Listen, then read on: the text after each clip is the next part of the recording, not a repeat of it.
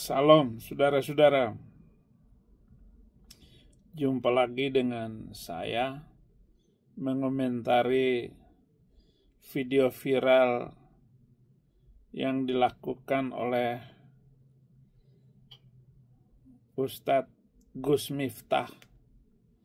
Dia sudah menjadi pejabat negara, tapi masih menghina orang, yaitu bangsa Indonesia yang jujur.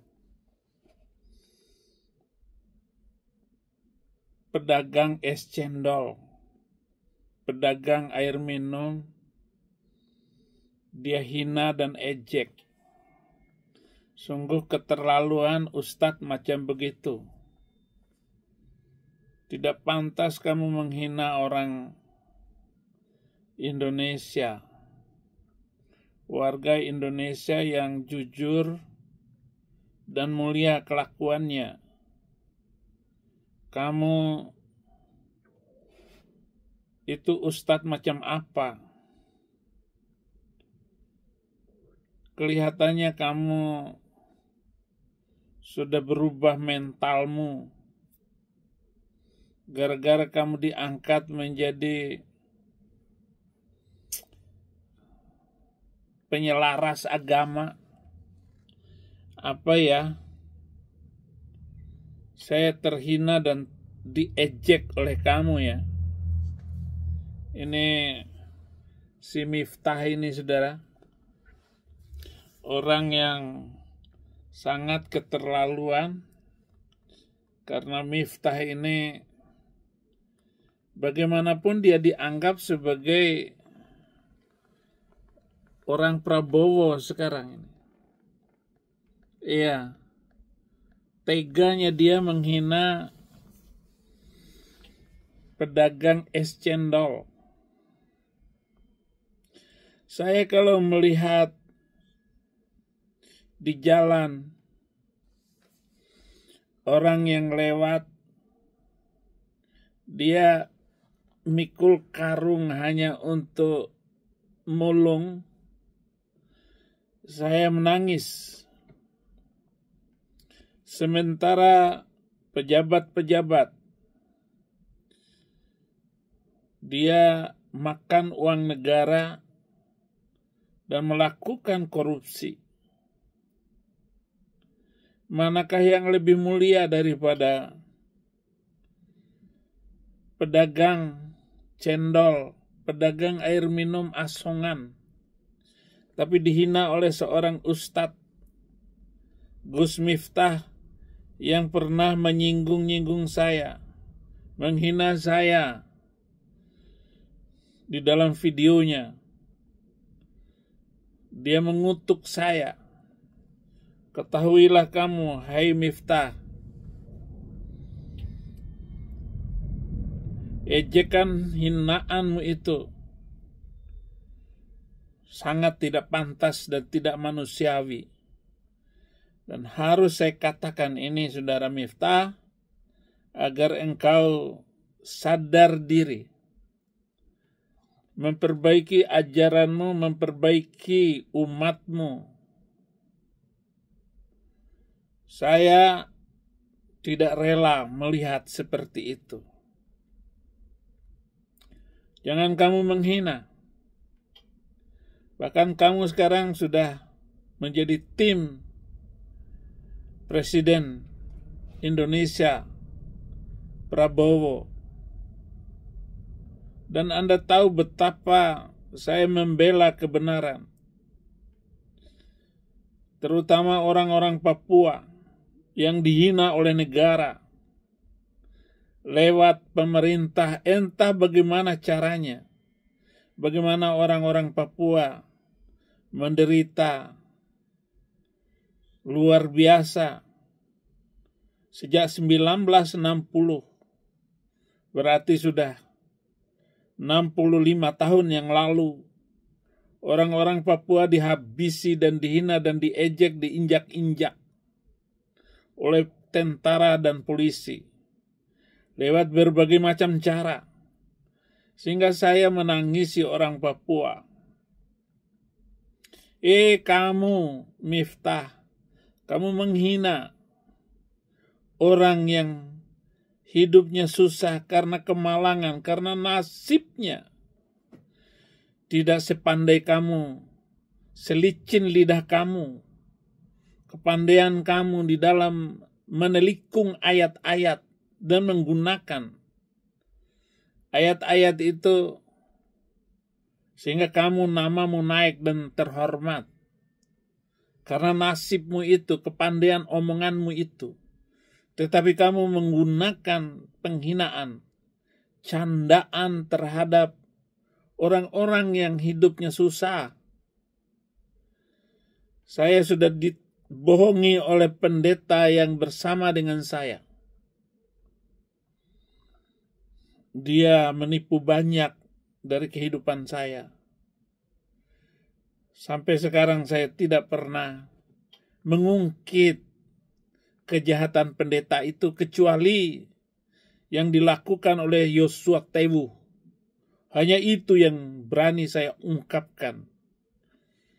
Betapa jahatnya orang-orang itu. Ya. Uang pelayanan ditipu oleh pendeta. Bagi saya sangat menghina. Dan saya lebih menghormati para pemulung. Betapa mereka mengais uang. Untung dari memulung enggak sampai 100.000 sehari. Tetapi ada seorang pendeta berani melakukan dan makan uang pelayanan. Tetapi apa yang kamu lakukan terhadap penjual minum itu? Hei, Gus Miftah, kamu tidak lebih daripada binatang, hewan lah. Betapa kamu menggunakan candaanmu untuk menghina manusia yang ada di depanmu. Tidak pantas orang semacam kamu dimuliakan dan dihormati. Sama juga kamu dengan menteri dari Arab itu, si Yaman itu, Haikal itu. Sama biadabnya kamu. Maaf ya, maaf sekali. Saya sangat terhina. Karena kamu mempermainkan orang. Sementara kamu sudah sangat dihormati. Diundang di mana-mana. Tetapi mulutmu sungguh merendahkan itu. Ada berita bagaimana si Miftah ini. Walaupun kamu minta maaf dengan segala kerendahan hatimu. Oke. Tapi Menteri Agama harus punya undang-undang agar orang kayak begini nggak boleh lagi ceramah karena akan menipu dan membohongi dari waktu ke waktu. Ya Miftah ya, dengan kerendahan hati saya minta maaf atas kehilafan saya. Saya memang sering bercanda dengan siapapun, maka untuk itu atas candaan kepada yang bersangkutan, saya akan meminta maaf secara langsung dan mudah-mudahan dibukakan pintu minta maaf saya. Kata Miftah, terlambat. Hei manusia yang tidak beradab. Kamu telah melanggar Pancasila yang kedua, yaitu kemanusiaan yang adil dan beradab. Kamu tidak punya adab, apalagi keadilan.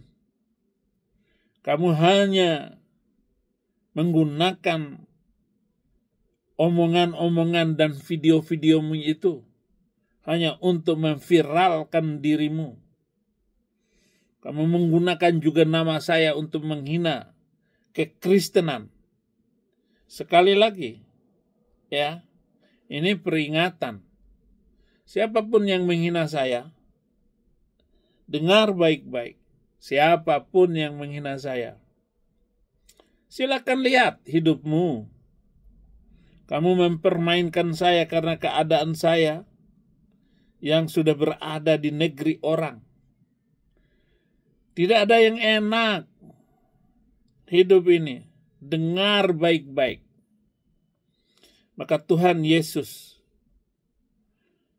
mengajarkan kepada kami orang Kristen untuk tidak membalas. Untuk apa membalas omongan kamu?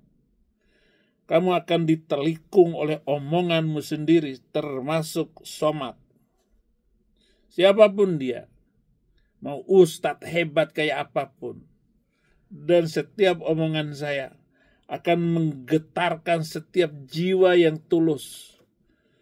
Saya memang tidak pandai berbicara halus dan sopan, tapi setiap jiwa yang utuh hatinya mendengar baik pembicaraan saya tidak akan tergoyahkan. Mereka akan pindah keyakinan, mereka akan meninggalkan keyakinan macam begitu. Karena bukan zamannya lagi. Undang-undang dan hukum, ayat-ayat abad ke-7 itu boleh dipakai zaman sekarang.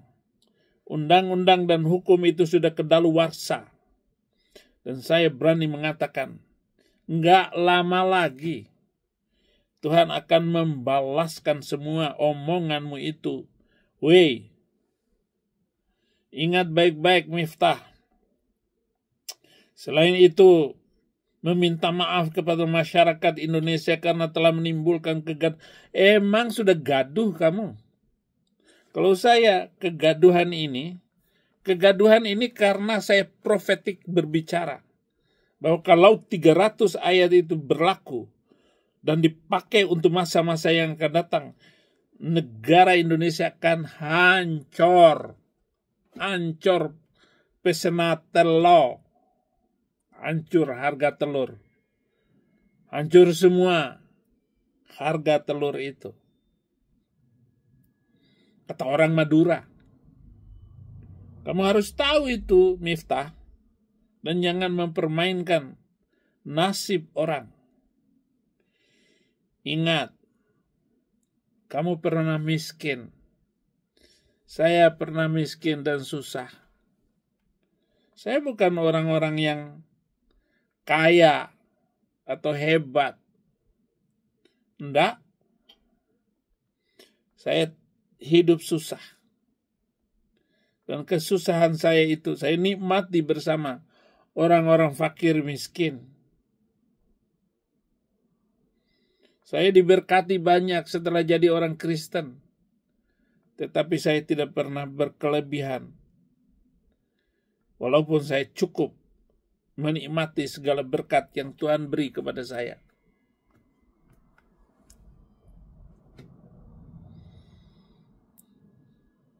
Itu saja saya kira ya. Kamu sudah keterlaluan. Ya. Ditegur. Bahwa masukin sel manusia kayak begitu. Beda dengan saya. Saya punya pandangan yang lurus. Bahwa kalau kitab suci itu diteruskan, diajarkan terus-menerus, maka orang itu akan koplak. Orang itu akan BEGO. Menjadi bigo. Gara-gara disusupi oleh ayat-ayat yang keras. Dan ancaman-ancaman yang tidak pantas. tidak perlu didengarkan lagi dan tidak perlu dilantunkan di rumah ibadah. Karena itu adalah lagu-lagu untuk memisahkan manusia dari lehernya. Apa yang bisa Anda tanggapi dengan omongan saya? Dan siapa yang bisa menahan setiap pembicaraan saya ini? Karena itu nubuatan. Itu ucapan kenabian yang sudah pasti dibuktikan setiap pembicaraan saya.